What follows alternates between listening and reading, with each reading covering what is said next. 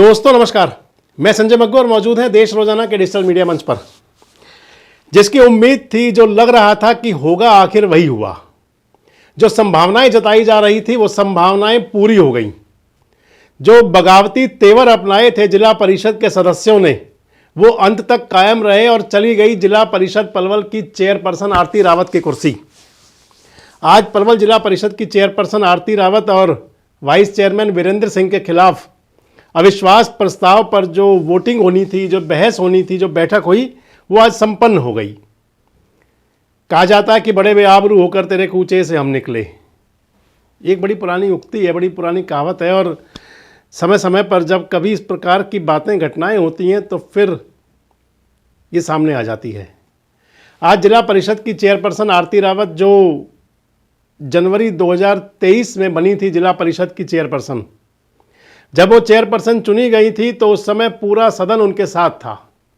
20 सदस्यीय जिला परिषद के अंदर, यानी कि पलवल जिला परिषद जिसमें 20 सदस्य हैं, जब उन्होंने अपनी चेयरपर्सन का, क्योंकि चुनाव के लिए ये सीट रिजर्व थी, अगर पुरुष हो तो चेयरमैन कह देंगे, महिला हुआ तो चेयरपर्सन हुआ। हालांकि कई लोग इसके अंदर भी विरोधाभास रखते हैं कि चेयरमैन का मतलब तो चेयरमैन है, जैसे राष्ट्रपति का पद है तो राष्ट्रपति है, चाहे वो महिला हो या पुरुष हो। लेकिन सुविधा के लिए कहा जाता है कि चेयरपर्सन। तो पलवल जिला परिषद की चेयरपर्सन आरती रावत चुनी गई थी उस समय जनवरी 2023 में। 22 नवंबर 2022 को चुनाव हुआ था पलवल जिला परिषद के लिए, सदस्यों का वोटिंग हुई थी। 20 सदस्य चुने गए थे उसके अंदर, और फिर उन्हीं 20 सदस्यों में से चेयरमैन और वाइस चेयरमैन का चुनाव होना था। चेयरमैन का पद रिजर्व था महिला के लिए और वाइस चेयरमैन जनरल पुरुष के लिए था। चेयरमैन चुनी गई आरती रावत। मैं आपको बता रहा था कि जब उनको जनवरी के पहले सप्ताह में 2023 के अंदर 3 जनवरी की बात थी, जब उनको चेयरमैन चुना गया तो उस समय की स्थिति ये थी कि सारा सदन उनके साथ था। 20 के 20 सदस्य एक मत थे और बिना किसी वोटिंग के, यानी कि निर्विरोध वो अपना चेयरमैन चुनी गई, चेयरपर्सन चुनी गई। वीरेंद्र सिंह भी निर्विरोध वाइस चेयरमैन चुने गए, और दोनों नेताओं ने अपने कामकाज को बाखूबी संभालना शुरू कर दिया। 1.5 साल बीतते बीतते हालात ऐसे बनते चले गए कि जिला परिषद के सदस्यों में विरोध विद्रोह की स्थिति बनती चली गई। राजनीति भी जरूर रही होंगी, क्योंकि राजनीति के बिना कुछ हुआ नहीं करता, और बताया जाता है कि राजनीतिक जो हस्तक्षेप था वो पिछले लगभग 7-8 महीने से बढ़ता ही जा रहा था। जिला परिषद की चेयरपर्सन और वाइस चेयरमैन के लिए लोकसभा चुनाव से पहले भी बात चली थी, विरोध के स्वर उठे थे। उस समय जिला परिषद के सदस्य नाराज हुए थे और स्थिति यहाँ पहुँच गई थी कि जिला परिषद की चेयरमैन से, चेयरपर्सन से जो उनके अथॉरिटी होती है, राइट्स होते हैं, सिग्नेटरी पावर होती है उनके पास, कि कहाँ कितना काम होना है, उनके भुगतान कैसे होने हैं, ये काम चेयरपर्सन देखती हैं, उनके साथ अधिकारी होते हैं। लेकिन जिला परिषद के सदस्यों ने उनसे उनका ही राइट छीन लिया था लोकसभा चुनाव से पहले। बताया जाता है कि जिला परिषद के सदस्यों ने दस्तक दी थी केंद्रीय राज्य मंत्री कृष्णपाल गुर्जर के यहाँ, और उन्होंने कहा था कि क्योंकि भारतीय जनता पार्टी का तो मूल मंत्र है सबका साथ सबका विकास, तायीद की थी उन्होंने चेयरपर्सन को कि आप सबको साथ लेकर के चलें, सबको मिला करके चलें।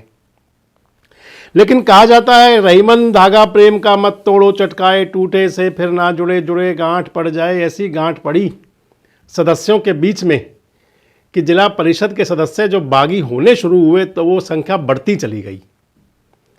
लोकसभा चुनाव के बाद विधानसभा चुनाव आ गया। विधानसभा चुनाव में मनोज रावत जी को टिकट मिला भारतीय जनता पार्टी का, जो आरती रावत के पति हैं। उनको भारतीय जनता पार्टी ने अपना हथीन विधानसभा से कैंडिडेट बनाया। लगा तो ये था कि दिन और ज़्यादा बढ़ेंगे, लेकिन मान लीजिए कि वहीं से ही ज़्यादा समस्या, ज़्यादा परेशानी शुरू हो गई।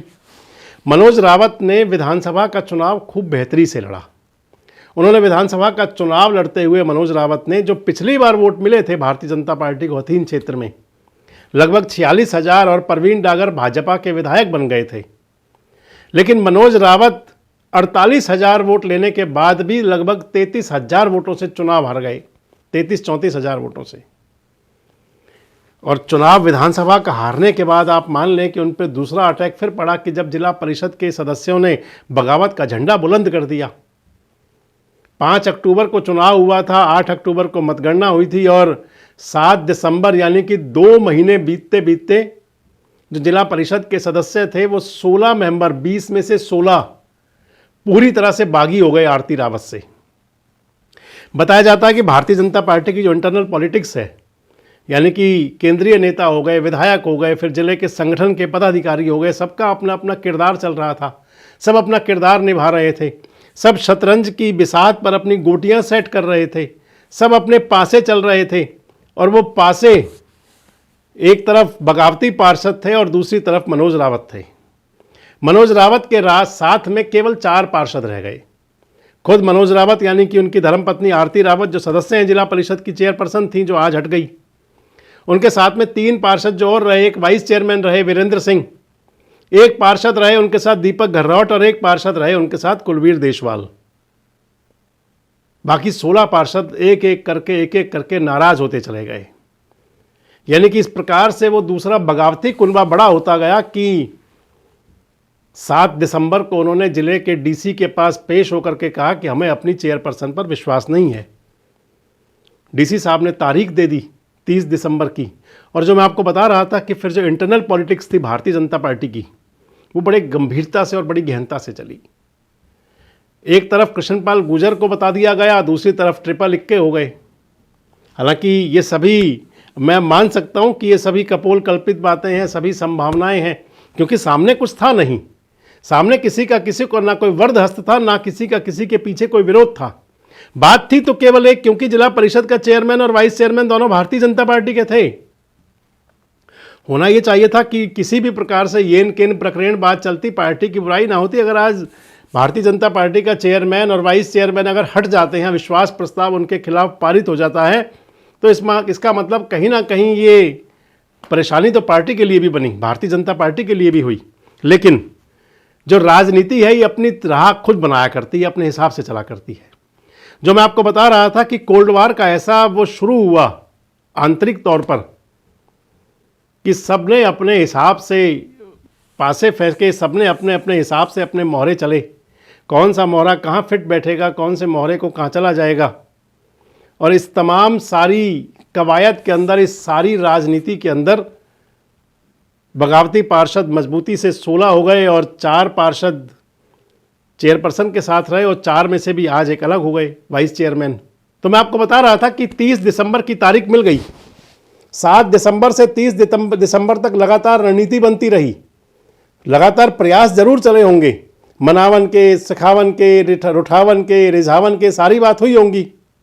और इस सब के बीच में 30 तारीख को जो जिला परिषद की चेयरपर्सन के और वाइस चेयरमैन के खिलाफ जो अविश्वास प्रस्ताव था, उस बैठक के लिए बगावती मेंबर तो पहुंच गए सभी, लेकिन जिले के जो डीसी साहब है वो नहीं आए। डीसी साहब उस दिन अस्वस्थ हो गए थे, उनकी सेहत नासाज हो गई थी।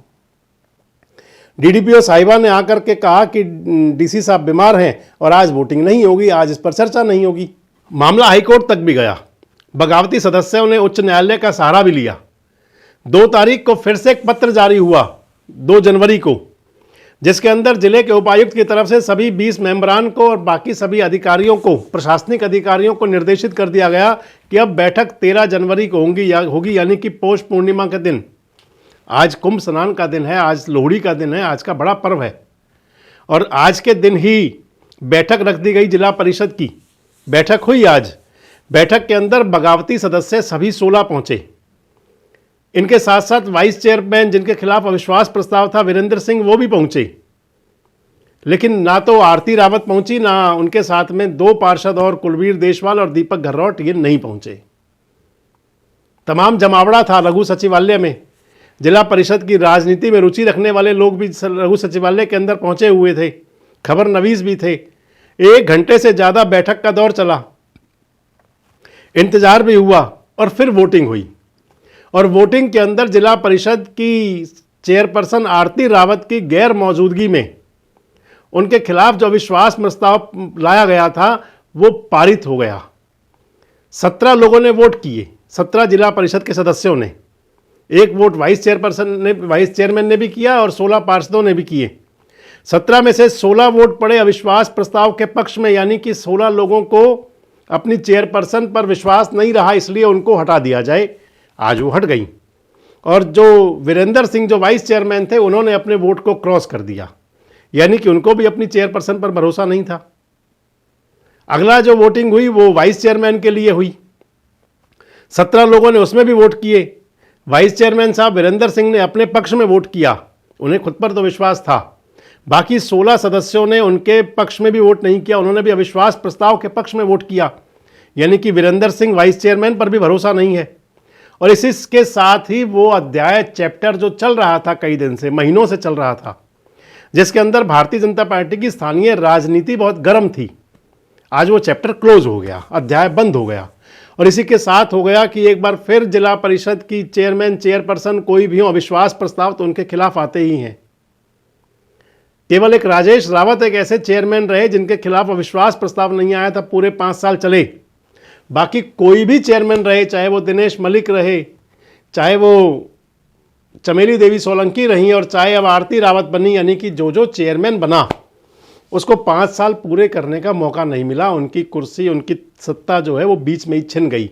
और इसी प्रकार से आज लगभग 2 साल के कार्यकाल के बाद, लगभग 24 महीने के कार्यकाल पूरा करने के बाद आरती रावत जी का चेयरमैन पद का ताज चला गया।